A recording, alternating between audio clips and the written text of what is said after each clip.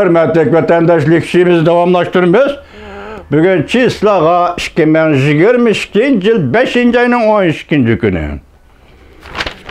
Tünügün tor bitidi YouTube'da manda bir haber gördüm. Yaki muyna bir mavzu aslında. Kumdek sözleydiğen Hamet Hamek'nin sözlegen sözleri iken bunu mavzusu mandak ki Uygur'un müstakillik davası. Kim ziyankeşlik kıldı?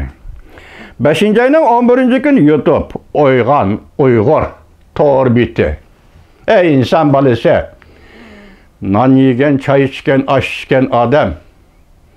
Şuna ama Uygur'un müstakillik davası neye dava kılsa Uygur'un müstakillik davası ne? Müstakillik davası dep işletken bu sözünün manisi nime? Bunun qaratmılığı nime? Manisi nime? Müstakillik uruş degen gep. Bileyim sana? Müstakillik uruş degen gep. Çapınağını selip kayra paka, çapınağından çekidi işkital çıkam da çıkmam da bak boy. Siyasette bilsen kirip bir yerde bildirili bir misal kalabak çıka, hecekez.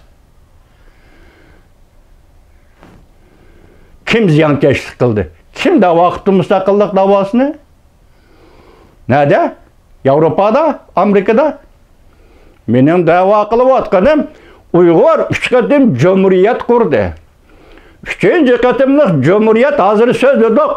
Rus bilen Xitay oturusida setildi ve Xitayga qo'shib berildi. Xalqaro jamiyat sizlarning buningdan xabaringlar bor. Xalqaro jamiyat sizlarning buninglar ishtirokinglar bor.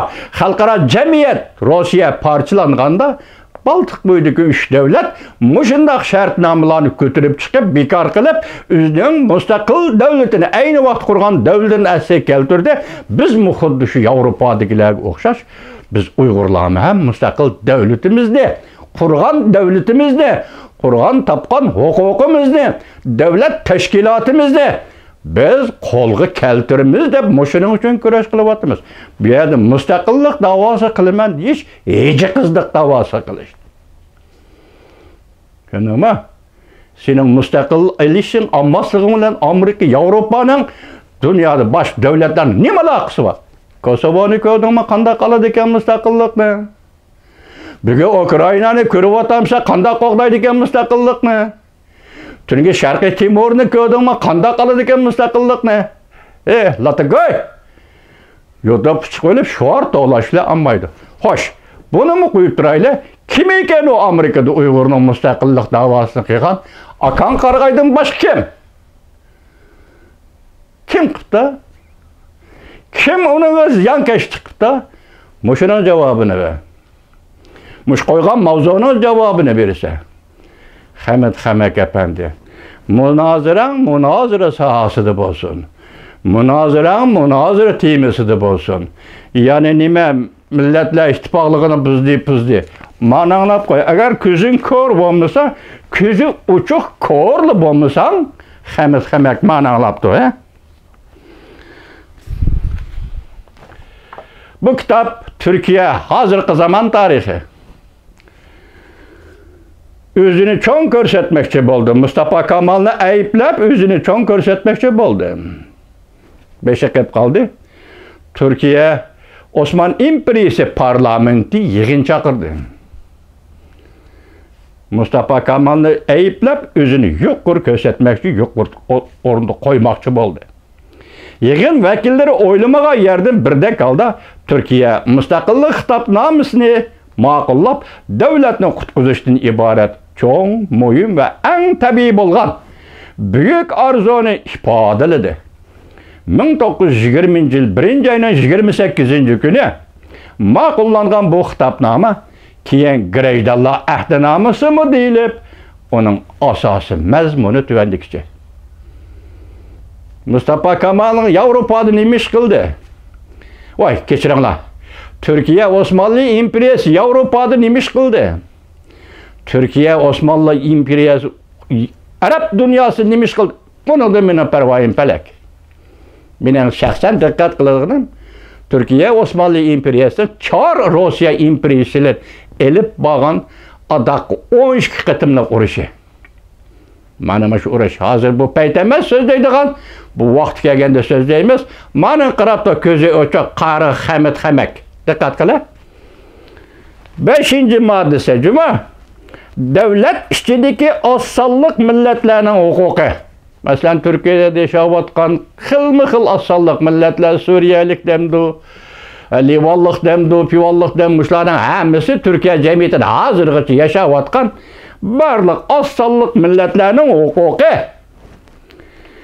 Qo'shni davlatlarda yashayotgan turklarning huquqi bilan o'xshash o'lchamda bu. Qo'shni davlatlarda yashayotgan turklarning huquqi nima? Bugun Turkiyada yashayotgan oz sonliq millatlarning huquqi qo'sh o'lchamda bo'ldi. O'xshash o'lchamda bo'ldi. Tushundingmi gapning ma'nosini?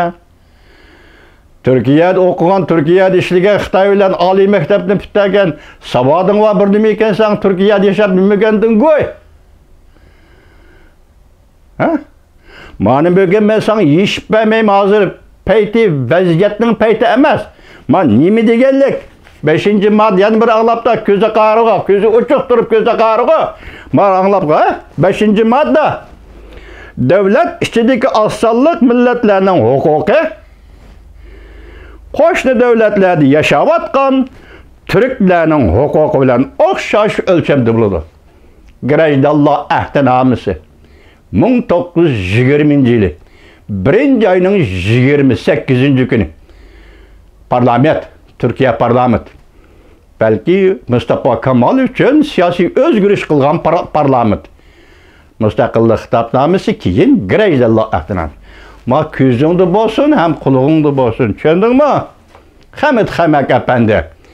Ikkinchisi, tushungansan men bog'lagan tasmalarga nazar solsam, bunga hayron qoldim, yigitay. Anlagan gaplar rost bo'lib chiqdi, Juma.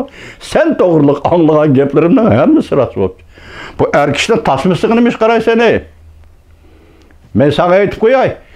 Madaniyatni hech qizlashtiradigan odam emasman. Shunda qo'pol Muşunda yaşaydıgan, özəmdə xarakterli yaşaydıgan adam. Gipimni anladыңmı? Tünügün bağlığa tasmam, Qızıl tasım, Hindistanlıqdan tasmısı. Qoştam dövlütüm Hindistan. Bugün bana Beğir qarranlık tasım bağladım. Görüp alcımı? Tasmıqı diqqat qıladığan göy. Yani bir cümle sözüm bartı bir şeydim. Ayap qalay bugün. Yaş balı ekensen ayap qalay. Münazara şekilde. Az sözler, kumdak sözler dikensen hiç kadar tutamı yok. Quruq gapni söz değil mi? Az sözler, bulam da. Hazırki zamanda adamlarning vaqtini aytib kes, o bir söz degen yarım saat, 1 saat nim degen gap bu? 5 minut, 6 minut sözlet maqsadni uqtirsan bo'lmamdi. Anan deken ahirda men shuni aytay. Mening balam, kuyovim Mahmudjonning qizg'og'ichi bo'lma. Ko'rdingmi mani? Mening balam, kuyovim Mahmudjon Turkalning qizg'og'ichi bo'lma. Bu taq tugaydigan ish emas, bugun tugamaydi bu ish. Sen aralashgan ekansan demak buningga yana birisi, yana bir ocham aralashgan ekansan demak buningga Amerikada tipik va gavdilik jasuslar oilasi bilan birlashib meni balamni nobud qilmoqchi, mayib qilmoqchi, hatto o'ldirmoqchi bo'lishdan avval munofiqlar. Lekin bu yerda bir sirliq taraf hammaga otishliq. Hozir bir mavzu tayyorladim. Hayatım yaşap, ömrüm müşakkepti. Amerika Qo'shma Shtatlarda açılgan Uyg'ur davası, siyaset, kişilik hukuk davası ve bu dava buzg'unchilik qilgan 6 nafar atishli qiz. Bu temisingda bo'lsin, Juma hozir emas, vaqti kelganda so'zlayman.